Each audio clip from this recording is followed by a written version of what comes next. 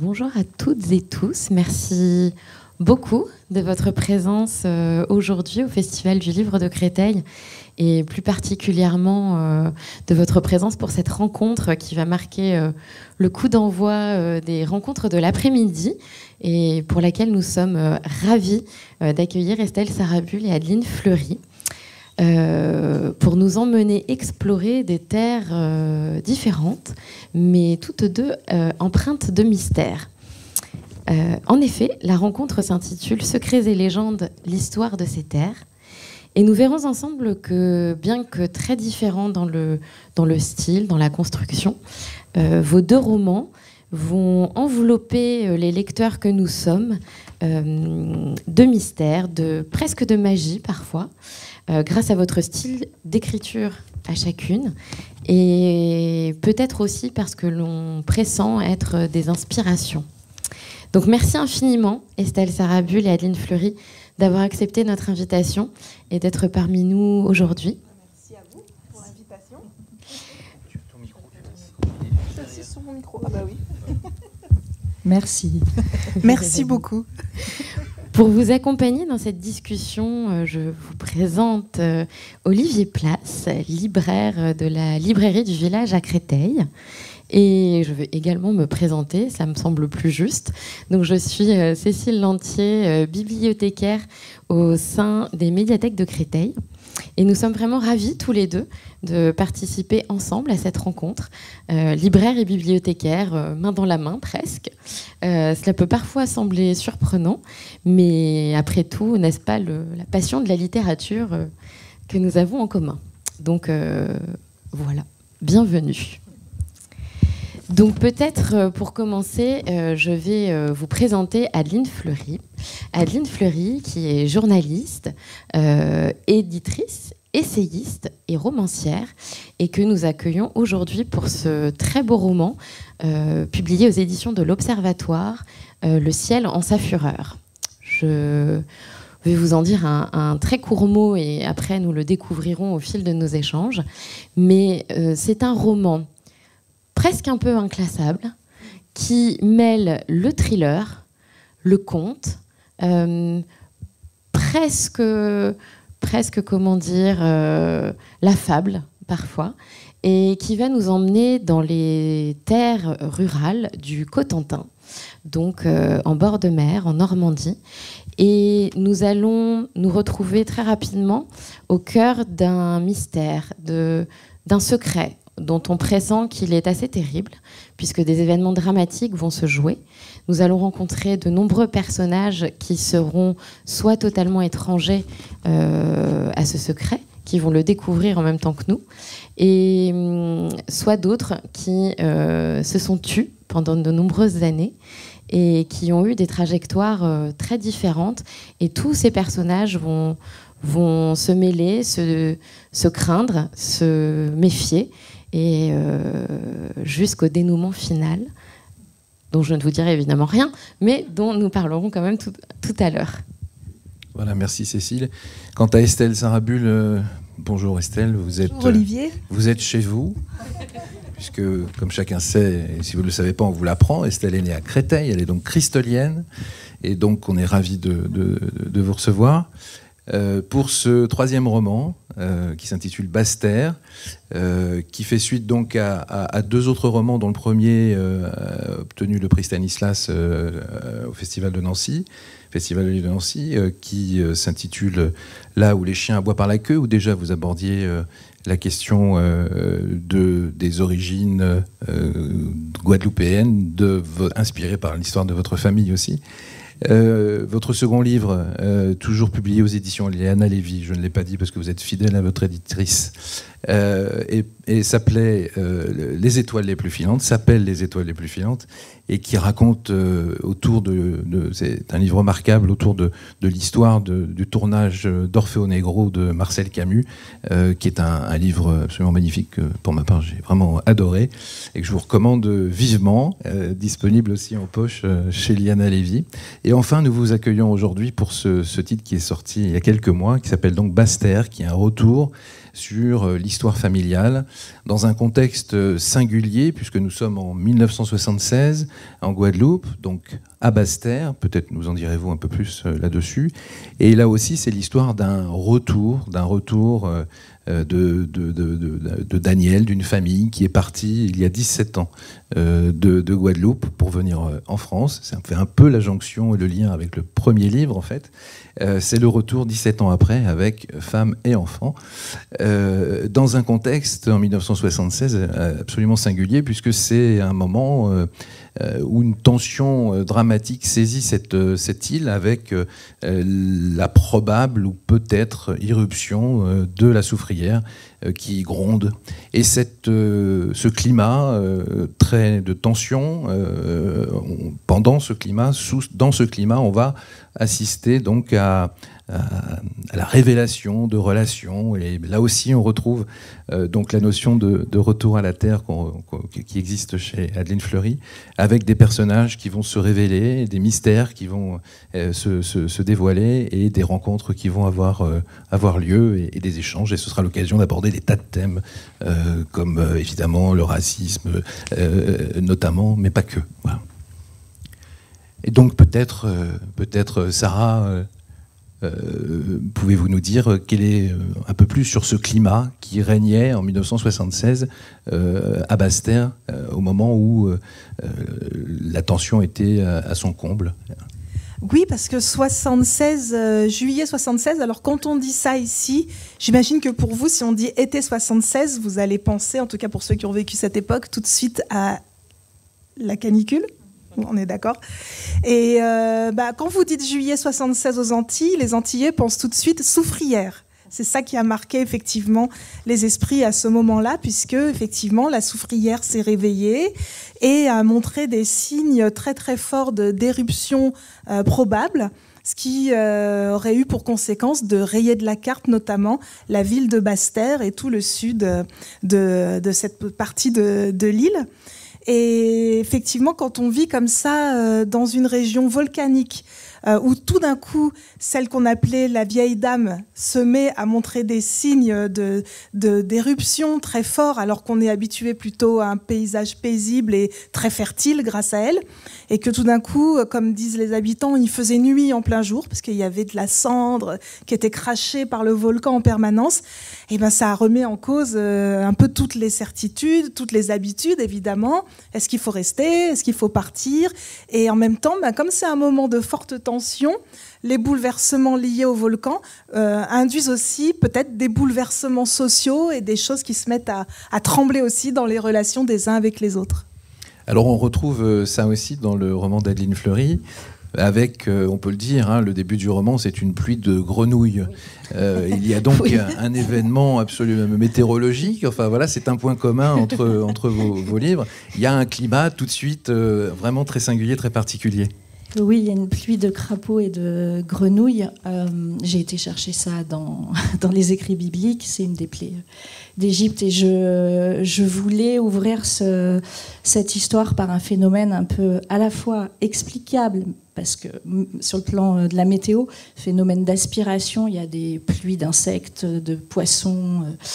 Là, c'est pas un volcan qui est prêt à exploser, mais un secret qui va jaillir. Et je voulais marquer du sceau de la malédiction les habitants, les néo-ruraux qui s'installent dans ce que j'appelle le lotissement. Ils n'ont pas de nom, c'est une sociologie, un petit peu une entité anonyme, qui vivent à proximité des villageois sans que le lien ne se fasse, en fait. C'est le propos du début de ce roman.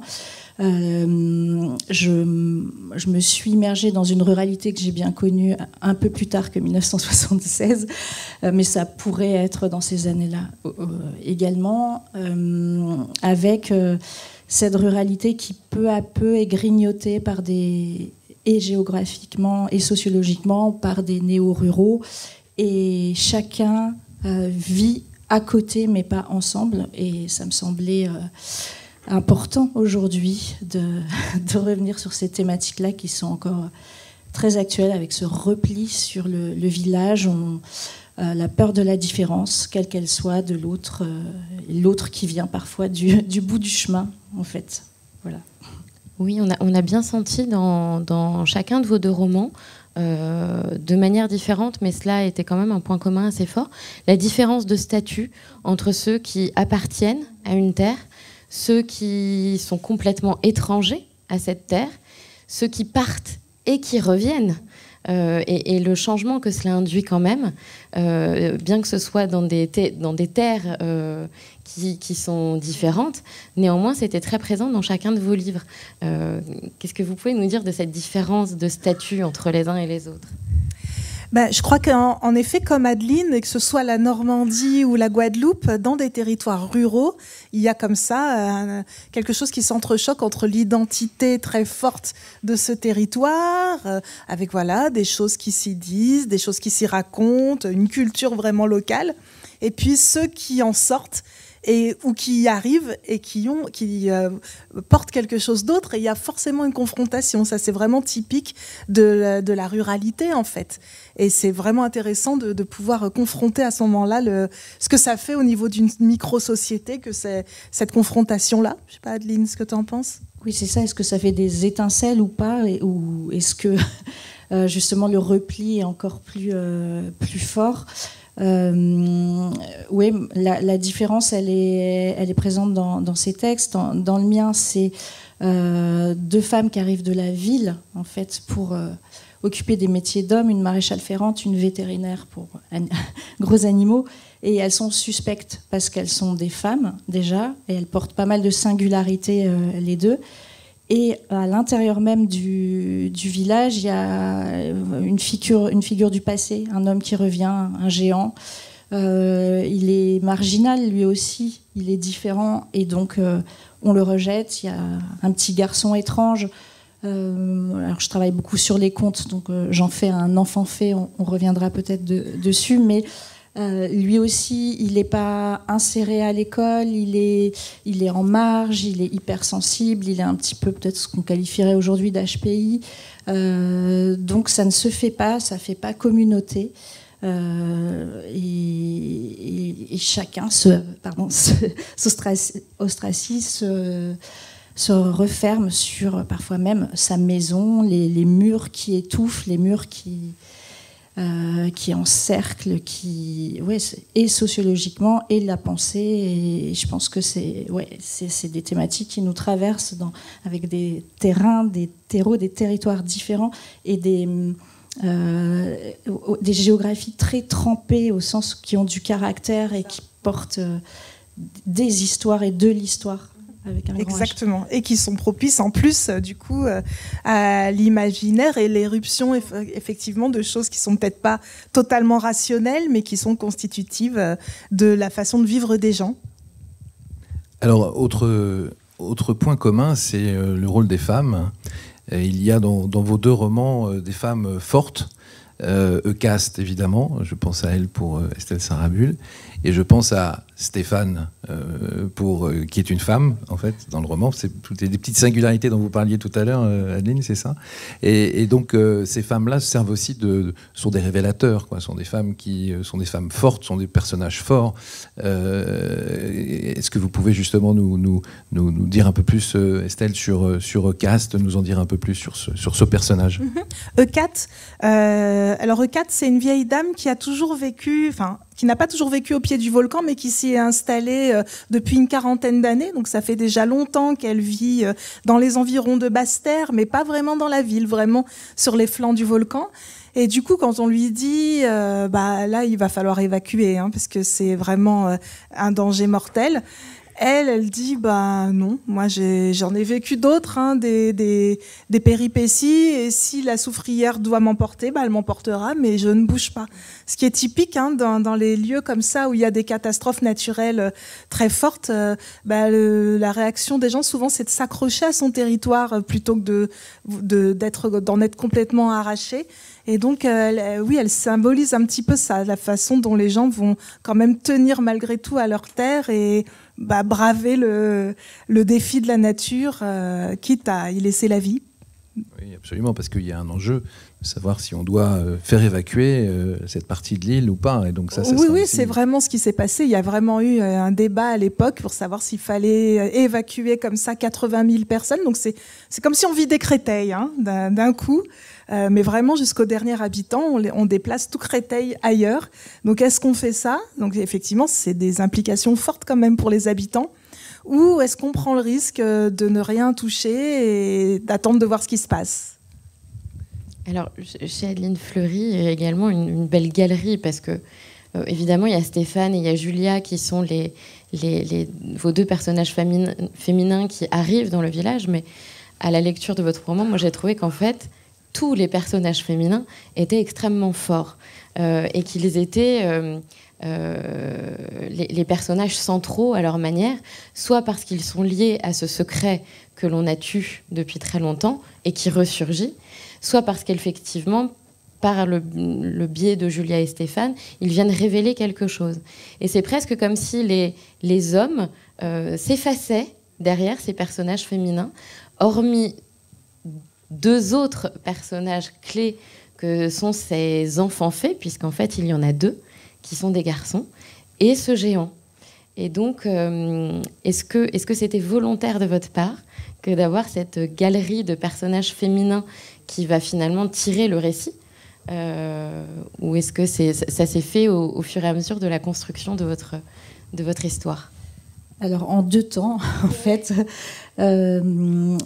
D'abord, il y a ces deux personnages protagonistes.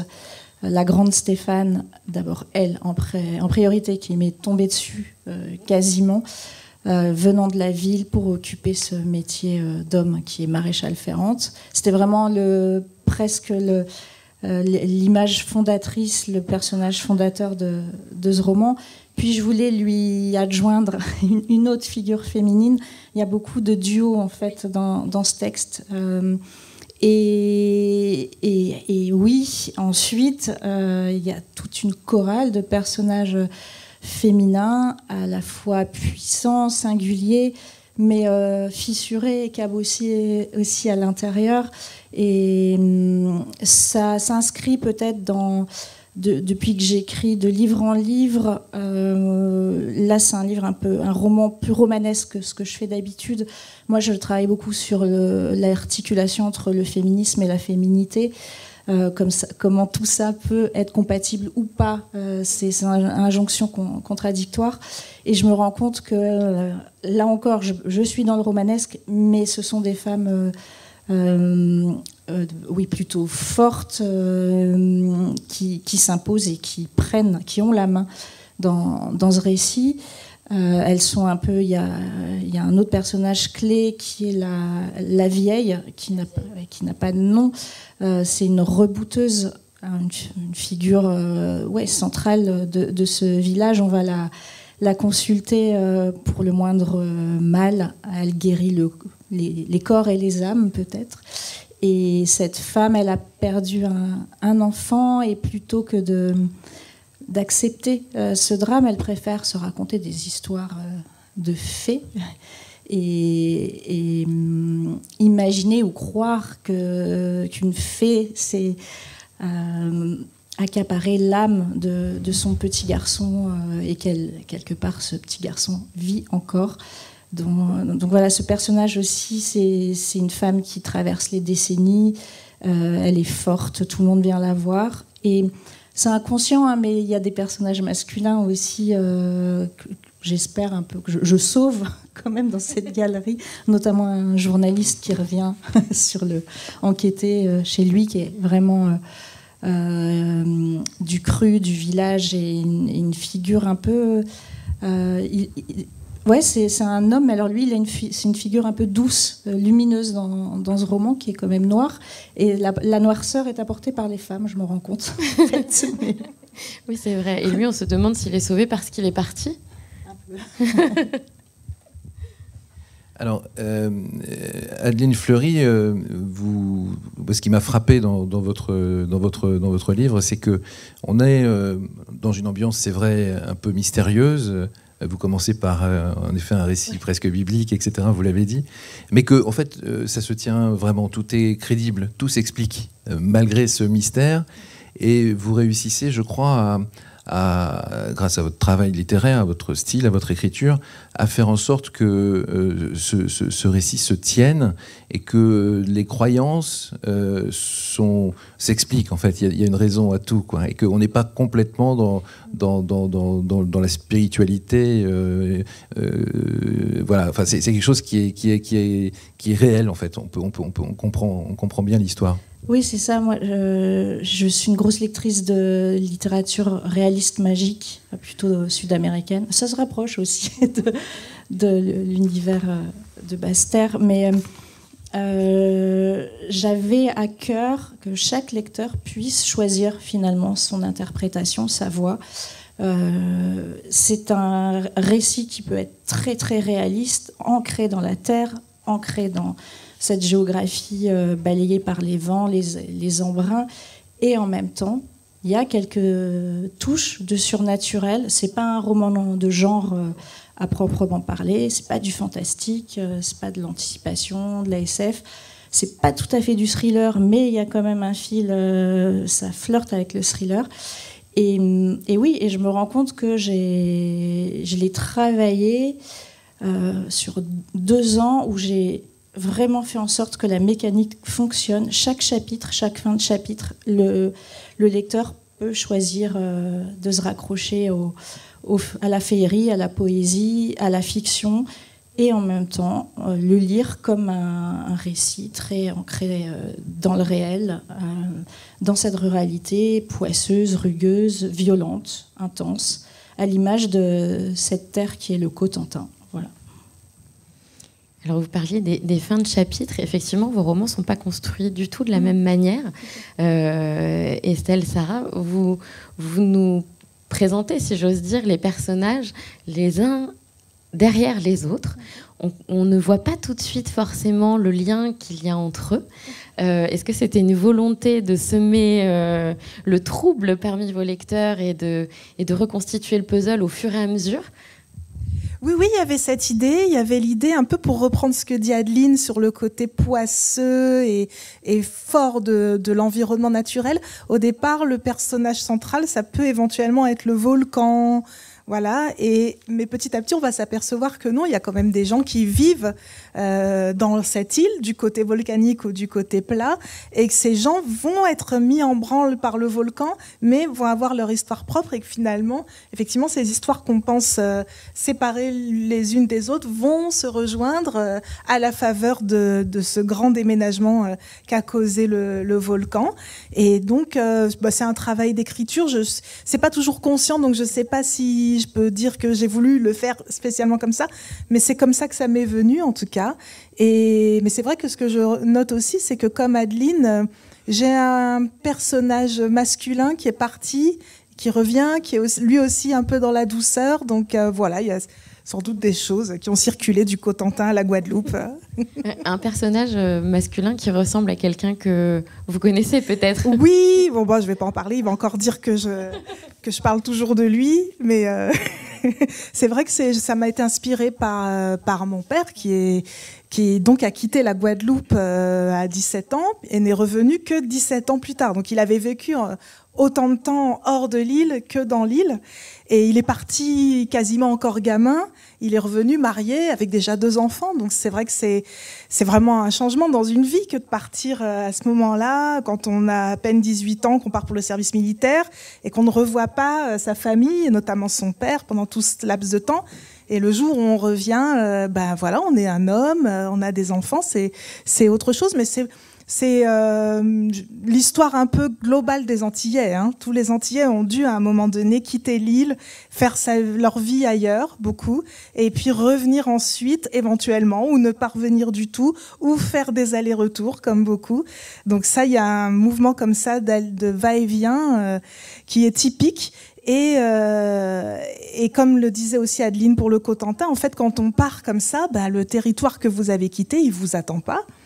il évolue, voilà, les gens continuent à vivre leur vie sur le territoire, et quand on revient, on n'est pas forcément le même que quand on est parti, et on n'est pas forcément accepté de la même façon. Donc il y a aussi ce rapport-là, effectivement, entre eux. C'est pas un nouveau venu puisqu'il est né là, mais c'est quand même quelqu'un qui a vécu une partie de sa vie hors de l'île. Donc c'est pas pareil.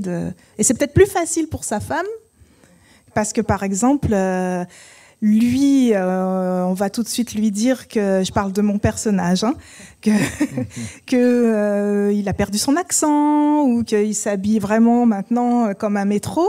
Et sa femme, qui elle n'est pas du Cru, qui est née à Châteauroux, elle arrive et elle dit 2-3 mots en créole et tout le monde est content parce qu'elle fait l'effort et elle est beaucoup mieux finalement. Voilà, c'est typique.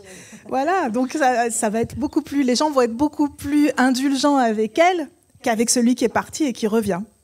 Quand on revient, il faut faire ses preuves. Il faut refaire ses preuves, voilà, quasiment, voilà, et accepter que, effectivement, on n'est pas en pays conquis et qu'il faut reconquérir sans doute quelque chose. Après, ça se passe quand même dans la douceur, mais on vous fait sentir que vous êtes parti. Alors, Estelle Sarah, vous avez dit tout à l'heure, en effet, que les gens allaient déménager. Est-ce que vous pouvez nous dire un mot de cet épisode que, pour ma part, j'ai appris en lisant votre livre, de ce débat entre Claude Allègre et Haroun Tazieff, voilà. Oui, parce que quand, effectivement, la Soufrière a commencé à montrer des velléités d'explosion, on a dépêché sur place 2 grands scientifiques. L'un qui était assez connu à l'époque, pour ceux qui se souviennent, Haroun Tazieff, c'était un peu le baroudeur des volcans. Il allait voir les volcans du monde entier, il crapahutait, il sautait au-dessus des fleuves de lave. Enfin, moi, je me souviens d'avoir vu ça à la télé. C'était un peu la figure emblématique de ça. Et l'autre n'était pas du tout pareil, c'était un scientifique qui était habitué des laboratoires, qui avait fait ses études et avait été prof aux États-Unis, Claude Allègre, qui donc avait un peu les dents qui rayaient le parquet, qui voulait devenir ministre et qui allait y réussir. Mais on oublie que Haroun Tazieff aussi est devenu ministre après. Et qui n'était pas du tout le type baroudeur. Lui, c'était plutôt l'analyste en laboratoire des événements de géophysique. Et donc, ces 2 égaux là qui vont se rencontrer, qui partent pas du tout du même endroit, mais qui ont autant d'autorité l'un que l'autre. Et l'un, Haroun Tazieff, va dire non, il faut pas évacuer les gens, il va rien se passer.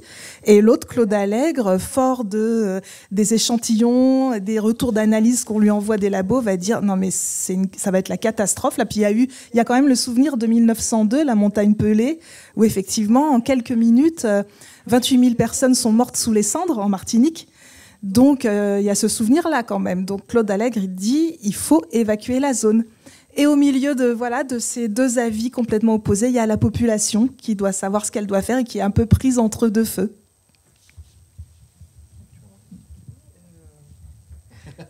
Tu étais sous le charme de... Absolument. Elle était envoûtée. Il y a des sorts. C'est ça, des grenouilles. Non, mais je me faisais la remarque, effectivement, dans votre roman, donc, qui est clairement inspiré d'un événement qui s'est produit. Je me posais la question, Adeline, est-ce que vous aussi, dans votre roman, parce que j'ai cru le déceler, est-ce que vous aussi, vous vous étiez inspiré de faits réels ? On sait que donc, vous avez une carrière de journaliste, vous avez mené des reportages. Est-ce que peut-être cela aussi, ça vous a inspiré ? Oui, parce qu'il y a ce qui sert de toile de fond au thriller, à la partie thriller, c'est une histoire de chevaux mutilés. Ce fait divers dont on a beaucoup parlé après le confinement, fin 2020, jusque fin 2021-22, où partout en France, à l'est, à l'ouest, dans les campagnes, on retrouvait des cadavres de chevaux étripés, éviscérés, les oreilles coupées. Et moi, ça m'a replongée dans mon enfance. Et en fait, là, il y a les réseaux sociaux, donc ça amplifie. Mais dans les années 90, dans le Cotentin, on trouvait comme ça des cadavres de chevaux ou de vaches ou de moutons en piteux état, et on suspectait que ce soit pas un charognard qui ait fait ça ou des charognards, mais plutôt des hommes. Et ça m'a... J'étais tentée en fait de faire une enquête plus journalistique sur la partie actuelle, le fait divers récent. Et je me suis dit, mais non, ça a totalement sa place dans un roman. Et c'est comme ça, en fait, que Le ciel en sa fureur est né. Ça et autre chose plus personnelle que j'ai vécu avec une rebouteuse, justement, une magnétiseuse. Mais oui, le fait divers, le fait de société, c'est le point de départ de mes livres en général et de ce roman en particulier. Et moi, j'ai pas une fascination pour le fait divers juste pour le côté violent, mais qu'est-ce que ça dit finalement de notre société? Voilà, c'est plus ce côté analyse de comment quelqu'un peut commettre des atrocités, comment on bascule de l'humanité à la monstruosité et inversement. Et je pense que, ayant beaucoup couvert d'histoires un peu glauques, chacun a une part monstrueuse en soi, et je trouve que la fiction permet de creuser ces thématiques-là. Alors justement, sur le fait divers dont vous parlez, est-ce qu'on a trouvé les coupables, le ou les coupables? Le récent, il y a eu... non, pas vraiment, mais il y a dans l'Est, non, plutôt nord-est de la France, une jeune femme qui avait mutilé ses propres animaux pour obtenir des assurances. Mais je pense que c'est pas... Évidemment, elle s'est occupée de ses propres animaux, mais il y a eu tout un faisceau et on n'a jamais su... Pour le reste. En l'occurrence, ça, c'était... voilà. Donc la part monstrueuse, quand même. Oui, je ne sais pas si c'était par désespoir, problème pécunier, etc. Parce qu'on touche aussi au monde agricole et à la difficulté d'être éleveur et agriculteur aujourd'hui. Mais en l'occurrence, cette femme, peut-être, était juste un petit peu dérangée. Mais c'est le... pour le reste, on ne sait pas, en fait. Le mystère demeure entier. Dans le roman, on a la solution. Oui, dans le roman, dans le roman, on a la solution. Non, je ne dirais pas, je ne donnerai pas. Mais voilà, il y a la solution. D'ailleurs, c'est des pages qui, moi, m'ont particulièrement marqué. Je veux dire que les pages le petit warning souffrance animale, parce qu'on me le fait toujours. Ah non, il y a de la souffrance animale dans votre livre, on va pas l'acheter. C'est pas complaisant, c'est pas sensationnaliste. Ouais, non, mais je préfère le stipuler. C'est justement comment un homme peut en arriver là. Et j'aime beaucoup les animaux. Il y a un bestiaire énorme dans ce roman. Mais oui, non, c'est pour moi l'animal. Enfin, c'est l'homme en fait. Bien sûr. Et donc on est vraiment, oui, dans cette ruralité dont vous parliez tout à l'heure. Quel rapport vous entretenez avec votre Cotentin dont vous parliez tout à l'heure aujourd'hui? Alors moi, j'ai grandi dans une petite ville, mais toute proche de là où ça se passe. Cette histoire, elle aurait pu se passer à 15-20 km de Granville, là où j'ai grandi, dans le Sud-Manche. Ça peut... les légendes que je raconte, elles sont communes jusqu'à la pointe de la Hague, Cherbourg. Donc c'est vraiment le nord du Cotentin. Moi, je ne suis pas fille d'agriculteur ou d'éleveur, mais mes meilleures copines, quand j'étais collégienne, évoluaient dans ce milieu-là. Et donc, moi, j'ai passé toute mon enfance dans les fermes, dans les bottes de foin, dans le milieu du cheval. Ça je connais bien. Donc, c'est pour ça qu'il y a des trucs des descriptions très précises. Et au-delà de ça, on parlait de territoire, le volcan qui est un protagoniste, peut-être le protagoniste du roman. Moi, c'est cette campagne particulière, balayée par les vents, par les marées à côté. C'est la campagne à la mer, c'est les dunes. Et je vis à Paris depuis 20 ans, j'y retourne souvent, mais c'est en moi, quoi. Le livre est très organique et sensoriel.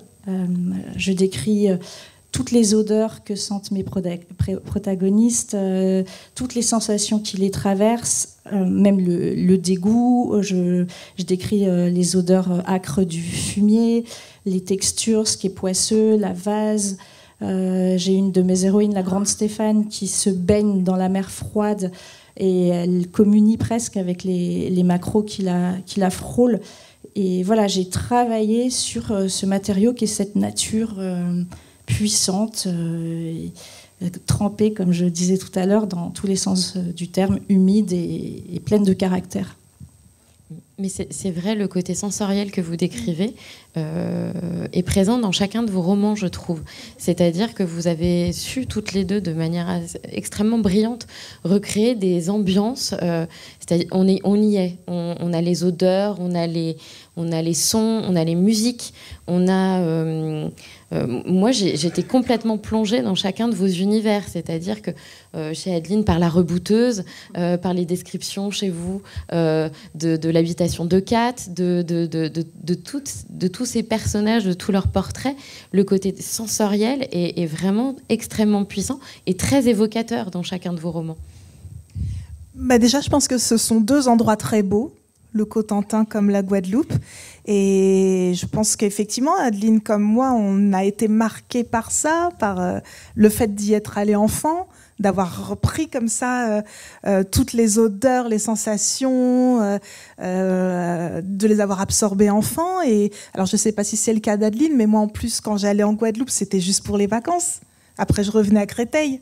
Donc, c'était complètement différent. Et il y a un tel contraste que c'est d'autant plus fort quand on est enfant de passer de l'un à l'autre. Et j'étais toujours déchirée. Je me souviens très bien, petite, au moment de prendre l'avion. Au départ, j'étais triste de quitter Créteil et super contente de me retrouver en Guadeloupe.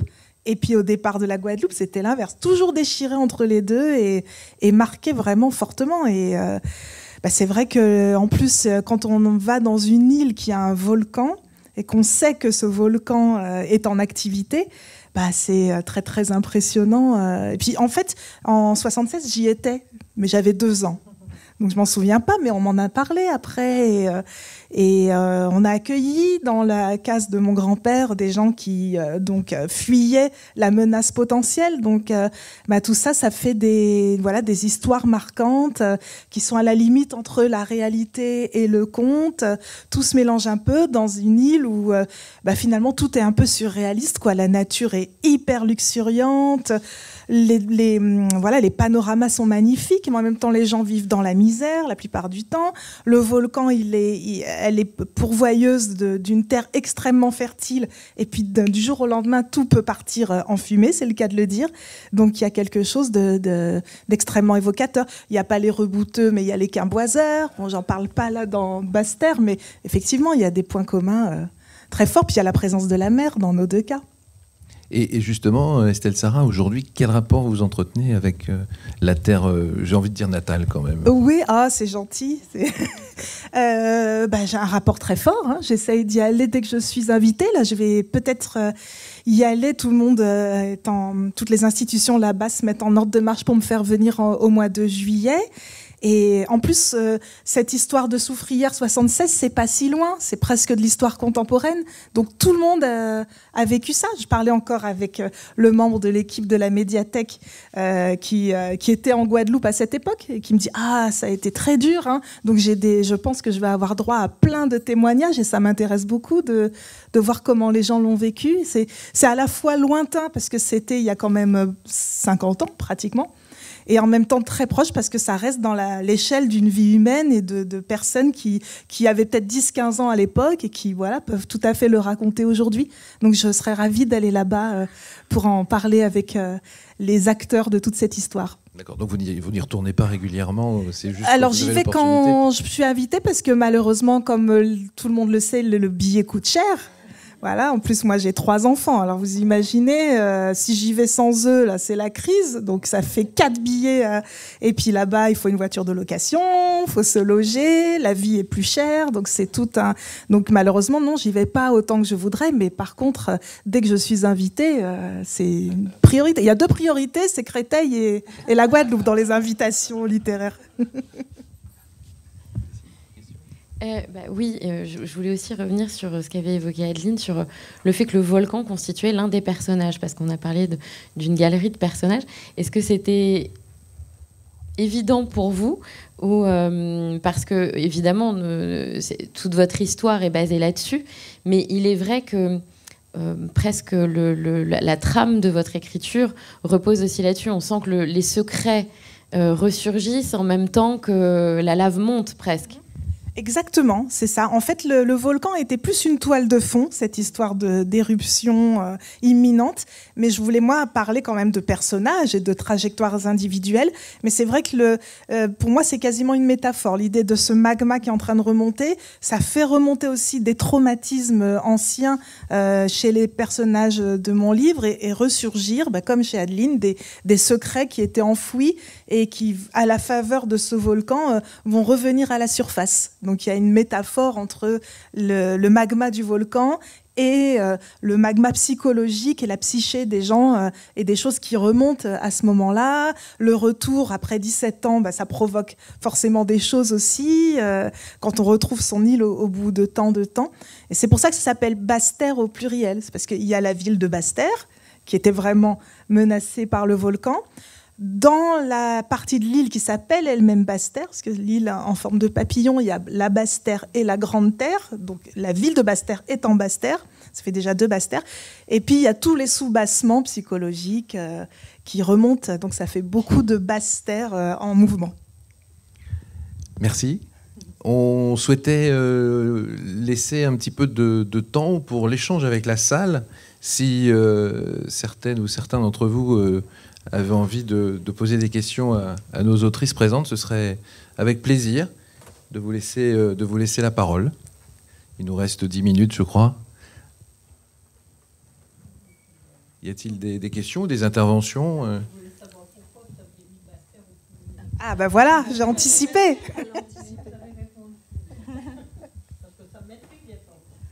C'était fait pour. Ah, une question là-bas au fond. Est-ce qu'il y aurait un micro dans la salle C'est possible? Oui, juste derrière. On va vous apporter un micro, madame. Mais je crois qu'on peut m'entendre d'ici. Comme j'ai été enseignante, vous savez, la voix des enseignants, ça porte. Alors je pense que Sarah, elle m'entend. Je vous entends, mais peut-être que ce sera mieux avec le micro. Je suis Renée Clémence Gautin, je suis moi-même écrivain à mes heures. Et ce qui est le plus important, j'ai acheté déjà le livre en librairie, le livre de la jeune femme, là. Mais en même temps, il faut qu'elle sache que j'avais lu auparavant son livre, ça s'appelle La chien qui a rêvé paquet. Là où le chien aboie par la queue. Et là, c'était une révélation parce que en ce qui concerne le volcan de la Soufrière, je connaissais déjà un peu la trame, un peu le fond, parce que j'ai vécu vraiment cette histoire. Voilà, je suis même venue cette année-là en métropole avec mes enfants. J'étais en congé, ça a un nom. Bon. Et bonifié. Voilà. Et donc, c'est une histoire que j'ai vécue et que j'ai été ravie de retrouver dans votre livre. Hein. Bon, mais pas en réalité, parce que la réalité était beaucoup plus dure. Hein. Oui, c'est vrai qu'il y a peut-être un côté solaire dans mon roman, alors que sur le coup, les gens ont dû vraiment le vivre de façon angoissée. Quand je revois des photos, c'était vraiment très impressionnant. Hein. Il y avait une ambiance de fin du monde. Oui, madame, bien sûr. On va vous donner un micro, s'il vous plaît. C'est mieux pour le confort de tous. Je n'ai pas encore pu lire votre livre, malheureusement, mais je vais le lire certainement. Mais quand j'ai vu ça, je n'ai pas pu m'empêcher de faire le rapport à ce qui s'est passé en Islande très récemment, où là, on a vraiment évacué la ville et des milliers de personnes. Tout à fait, mais avec le même mécanisme, c'est-à-dire que dans certains villages qui étaient pourtant vraiment au pied des volcans et sur le point d'être rasés, il y a des gens qui n'ont pas voulu partir. Donc je pense que c'est un phénomène... Je parle de l'Islande, là. Oui. Voilà, exactement. Donc E4 et l'E4 islandaise, même combat.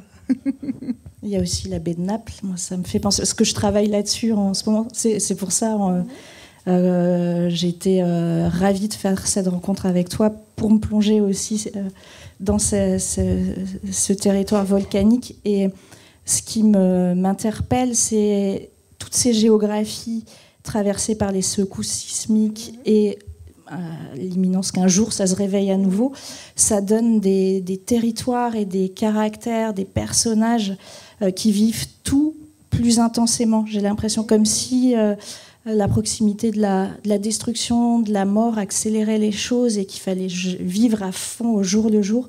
Et il y a ça qui est très présent aussi dans Oui, c'est vrai que... livre. Et ça m'a fait penser à Naples, les champs flégréens. Je crois qu'il y a 3 jours, il y a eu ça à Tremblay et la baie de Naples. Je crois qu'il faudrait 3 jours pour tout évacuer et ils se préparent à ça. Ils ont eu Pompéi en plus, oui. Donc ils savent. Mais oui, je pense qu'il y a ça. Mais en fait, au quotidien, aux Antilles, je pense que tant qu'elle ne remue pas, on oublie un peu. C'est vraiment, voilà, il y a un côté très affectif avec le volcan, mais on oublie qu'elle peut être mortelle. Mais par contre, ça me fait penser que dans le Cotentin, tu vas me dire si la comparaison est bonne, il y a quand même une centrale nucléaire. Alors c'est une menace aussi, le ciel dans sa fureur. C'est évoqué un peu la centrale, la Hague. Bon, l'EPR, c'est encore un autre sujet, mais c'est vrai que c'est là. Il y a des tempêtes, il y a cette menace de la nature et de la centrale de Flamanville. Et les villages autour, le nez de Jobourg, tout ça, ces petits villages-là, les paysans vivent avec cette menace depuis des années et en même temps, ils ont un rapport très particulier puisque certains des néo-ruraux et des gens de Cherbourg sont venus y travailler. Donc il y a une dissension, des hostilités, mais attachement quand même. Et on en parle de moins en moins. C'est quelque chose, ils ont fini par vivre avec et à s'y habituer. Je pense que c'est pareil. C'est ça. On oublie ou on pense oublier le danger une fois qu'on vit là. Et c'est vrai que c'est tellement beau. On a envie d'habiter au nez de Jobourg et d'oublier le... Y a-t-il des Normands dans la salle? Une antillaise. Vous aviez levé la main, je n'avais pas vu, pardon. Je vous prie de m'excuser. Le micro arrive. Que les Normands se préparent à une question. Je suis pas que normande, mais merci. Je voulais vous remercier d'avoir organisé cette rencontre. J'ai pas encore eu l'occasion de lire les 2 ouvrages, mais je connais l'œuvre d'Estelle Sarabul et vraiment je voulais profiter de cette occasion encore une fois pour lui dire que j'appréciais énormément son travail et lui dire également que j'avais énormément, je vais encore reprendre le verbe apprécier, tout ce que vous avez dit à l'occasion du décès de Marie Scondé. J'ai merci. beaucoup apprécié tout ce que vous avez dit, aussi bien à la Grande Librairie que lors de la commémoration à la Bibliothèque nationale. Merci, et puis c'était la moindre chose qu'on pouvait faire pour elle. Absolument. On peut lui dédier cette rencontre, peut-être. Ce serait super. Très bien, merci. Alors, je crois que madame... Attendez, on va vous apporter le micro. Sylvie arrive tout de suite. Je fais au plus vite. Mais oui.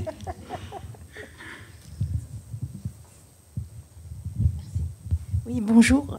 En fait, je me faisais la réflexion quand vous parlez des néo-ruraux.